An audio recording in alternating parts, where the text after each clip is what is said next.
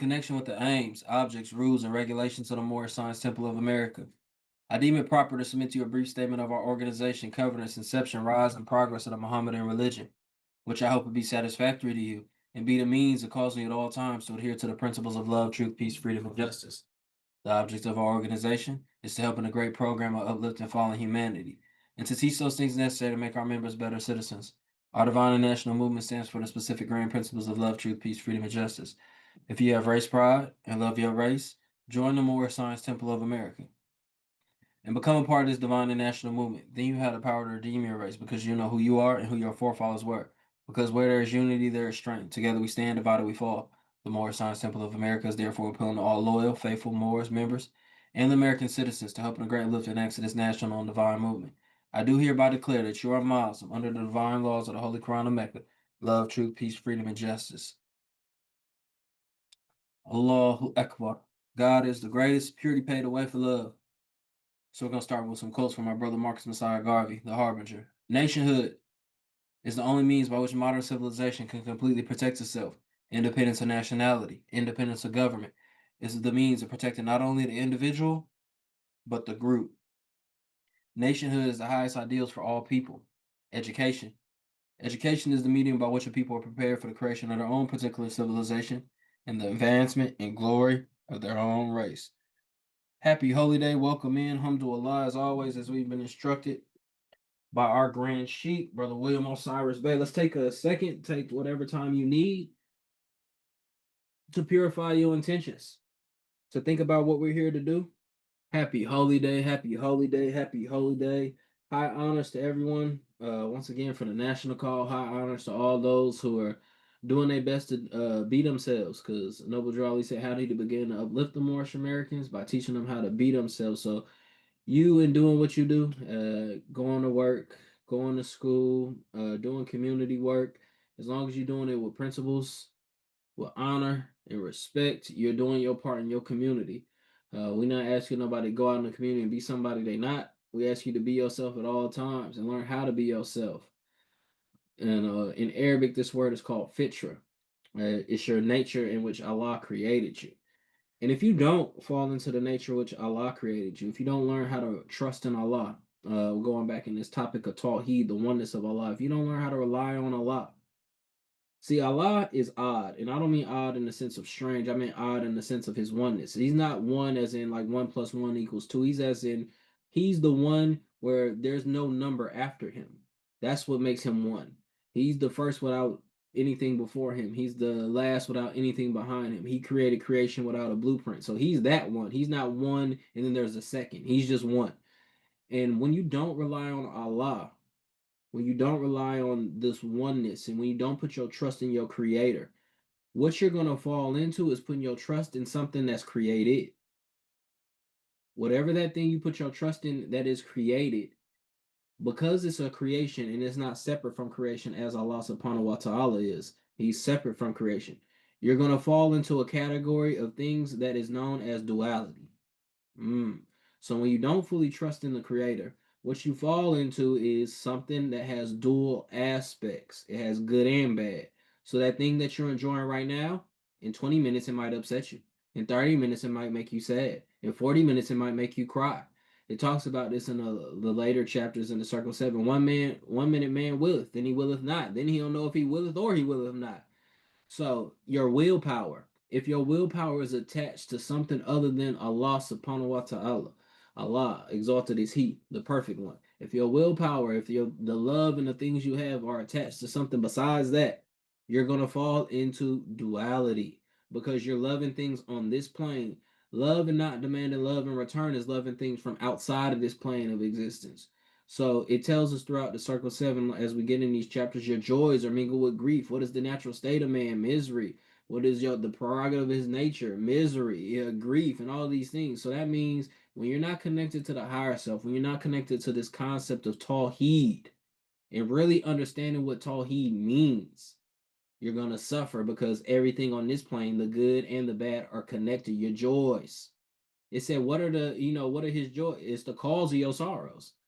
So this concept of Tawheed, bringing things back to Allah, it says a mastermind traces himself back and thus he knows. What are you tracing yourself back to?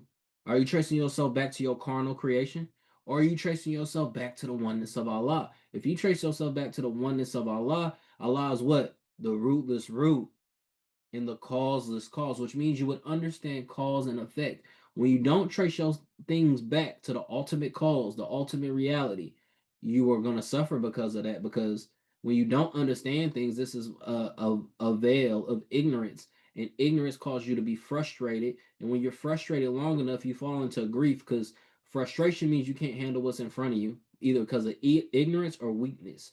Grief is I'm mad that I couldn't handle what's in front of me 30 minutes ago. So now I'm upset that I was frustrated an hour ago. Now I'm in the category of grief. And so I just want to put these concepts on you about the oneness of Allah. When it says in the scriptures that David had a heart after God's own, he had a heart like God. He said he was a man of my own heart. It said David was always returning to Allah. He was always taught returning to the root of things, the cause of things. Don't stop short. A mastermind traces himself back, thus he knows. From Allah we come, to Allah we do return. If you add these things up, it means if you ever stop short, if you're mad at a situation and you don't realize Allah put you in this situation, not to be mad at Allah, but to trust in Allah. If you're mad about somebody not acting right, not realizing that these people don't act right, and instead of being mad at these people don't act right, just be a proof of what acting right is because you trace yourself back to Allah. All of these type of thoughts, all of these type of concepts of Tawheed is what draws you out of the cares of the world. It's tracing yourself back to your root. It's tracing things back to their beginning. It's tracing things back to their source. And when you trace things back to their source, you won't suffer confusion. Act 5. We are not to cause confusion. You confuse yourself when you don't trace things back to their beginning. You frustrate yourself when you think that the creation is the cause and you don't trace the cause back to the creator. That's frustrating because you don't understand. I'm doing what I'm supposed to do. Aren't I making my means? Aren't I working on myself? Ain't I doing this? Why aren't things going right? Why is this person acting this way? Why is this going on? Why am I in this situation? You see, these are all frustrating thoughts because you're doing your part. That's because you're tracing things back to the creation. Time is a creation, space is a creation. These events are creations. Trace them back to the creator and you'll pull yourself out of the cares of the world. So, with that, I'll get into the chapter. We had a great build, so I'm not going to go long in the chapter. I just wanted to open up to that. Open up with drawing you back to Tawheed. So, the Holy Quran and the Moorish Science Temple of America. Know yourself and your Father God Allah, that you may learn and love instead of hate. Every man needs to worship under his own vine and fig tree. The fallen sons and daughters of the Asiatic nation of North America need to learn and love instead of hating and know of its higher self and lower self. This is the uniting of the Holy Quran of Mecca for the teaching instructions for all Moorish Americans, etc. We're in chapter 28, Holy Instructions for Master and Servant. And I'm just going to read a couple keys out of here and I'm going to open up the floor. Repine not. This is page 38, Holy Instructions from the Prophet, Master, and Servant. Key 1, Divine Instruction 1. Repine not, O man, at the state of servitude. It is appointment of Allah, and it have many advantages. It remove thee from the cares and the solicitudes in life. Everything I just said, you could just tie it in that first key. Repine not, O man, at the state of being a servant of Allah. It's the appointment of Allah. It has many advantages. It removed thee from what? The cares and the solicitudes in life. If you're a servant, you check with your master before you do something because you serve him. So once again, this is talking about Tawheed. Repine not, O man, at the state of servitude. It's the appointment of Allah and have many advantages. It removed thee from the cares and the solicitudes in life. On the cover of the one-on-ones, what is Noble Drew Ali stepping out of? The cares of the world. If he's stepping out of the cares of the world, and this key just said, this repine not, old man, and being a servant of Allah, it has many advantages. It removes you from what? The cares and the solicitudes of life. So how did Noble Drew Ali get in this position of getting out of the cares of the world? By being a servant of Allah. And how can you serve Allah if you don't think about Allah? If you don't have the correct concept of his oneness. So once again, to get out of the cares of the world, as it just said in the key, you have to be a good servant to Allah. Do you think a good servant to Allah, and this is just something to think about, do you think a good servant to Allah is disobedient to Allah? Do you think a good servant to Allah is someone who doesn't remember Allah? Do you think a good servant of Allah is someone who remembers Allah every now and then? Is that someone who escapes the cares of the world? So, one more time, just to repeat this using a hammer. Repine not, O man, at the state of servitude. It's the appointment of Allah and have many advantages. It remove these from the cares and the solicitudes in life. This is how you remove yourself from the cares of the world, by putting your trust in Allah and putting not your trust in anything that is a creation of Allah. Time, money, drugs, opposite sex. These are all created things. There's only one creator and everything else is a creation. That means everything that is a creation has a duality, is a part of its nature. Only the creator is not a part of duality. He's the only one who's not a part of this scheme. So, repine not, O man, at the state of servitude. It's the appointment of Allah. It has many advantages, removed from the cares and solicitudes in life. The honor of a servant is in his fidelity. His highest virtues are what? I mean, it's right in front of our face. Submission and obedience. First step of the 12-step ladder. Submission. All right, let's think about this. Islam means, in its truest definition, peaceful submission to the will of Allah. To be a Muslim or a Muslim, however you want to say the vowels of the word, means one who what? Submits to the will of Allah. 3. Be patient, therefore, under the reproofs of thy master, and when he rebuketh thee, answer not again. The silence of thy resignation shall not be forgotten. So I'll end it there. You know, all of these keys are talking about Tawheed. It's talking about serving Allah. It's talking about being obedient to Allah. It's talking about following His call. It's talking about remembrance of Allah. Because the only way you're going to remember to serve Allah is to remember Allah, is to know Allah. So these are the keys that's ahead of you. And like it said in the key 1, repine not, O man, at the state of servitude. It's the appointment of Allah and have many advantages. It removes thee from the cares and solicitudes of life. So if you were wondering how you could get out of the cares of the world, if that was ever something you thought about, like how do I escape attachment to this world, to this dunya? It tells you right there, be a servant to Allah. And we also know later it talks about, or maybe earlier, it talks about being a servant to Allah. When man serves man, he honors Allah. So honor humanity by being charitable. Our National Grand Sheik talked about that on the national call when he was talking about the chapter before this, which is the holy instruction of the rich and the poor. He said it's about being charitable, which is about being of service to creation in the name of God Almighty. And this is why in Islam they say all the prophets are Muslim, because they all sent from the one God. If all the prophets are Muslim, are you going to get 17 different teachings from them? Maybe in a sense if they're talking about 17 different things, but if they're talking about the oneness of Allah, no, you're not. You're going to get the same thing. You're going to get the same thing. You're going to get it said in different ways because people hear in different ways. Nations of people understand things from different concepts. That's why all prophets, except for baby Lot, come from the nation of the people they come from, because I can talk to you in a way you're going to understand it. So Prophet Noble Ali was talking to us about Tawheed. He was talking to us about Islamic concepts in a way we could understand it. And so with that, I want to touch on justice, and I went to the etymology of justice, and it was a lot of definitions, but the ones I stuck with me was moral soundness and the ability for ones to conform to the truth. And that really resonated with me, because we know what is the truth. The truth is all. What is all? All is Allah. So with this, we know in chapter 1, man fell. He debased himself. He gave up his birthright. So he gave up his ability of moral soundness, his reasoning, his thinking, his willing, his understanding. And he also gave up his ability to confirm to the truth. And we see people out here, they don't know the truth, whether it's to the left of them, to the right of them, in front of them, or behind them.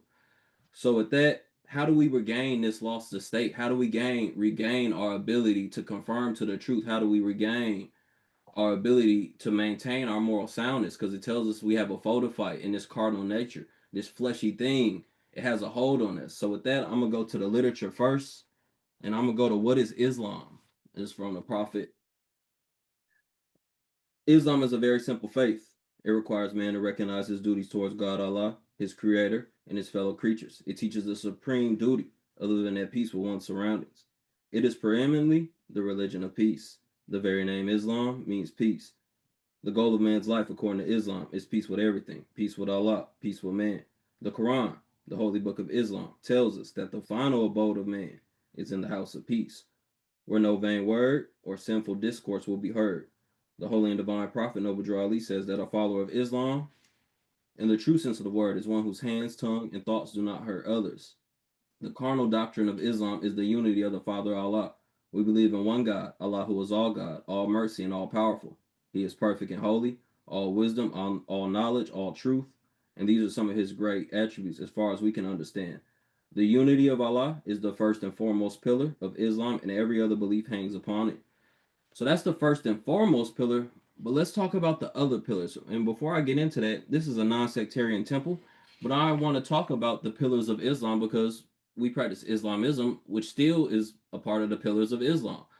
So, what I want to go to first is like chapter 4. And it's talking about John the Baptist. They say, you teach men that they must watch, so you must lead the way. Your body must be washed, symbolic of cleansing of the soul.